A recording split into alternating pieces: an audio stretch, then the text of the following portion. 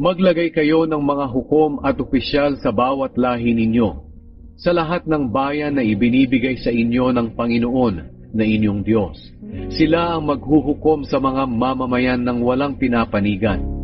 Huwag nilang babaluktutin ang hustisya at dapat wala silang pinapaboran sa paghuhukom. Huwag silang tatanggap ng suhol dahil makakabulag ito sa marurunong at matutuwid at makakaimpluwensya sa desisyon nila. Dapat mangibabaw ang tamang hustisya para mabuhay kayo at makapanirahan sa lupaing ibinibigay sa inyo ng Panginoon na inyong Diyos. Ang pagsamba sa ibang mga Diyos-Diyosan. Huwag kayong magpapatayo ng poste na simbolo ng Diyosang si Asyera sa tabi ng altar na ginawa ninyo para sa Panginoon na inyong Diyos.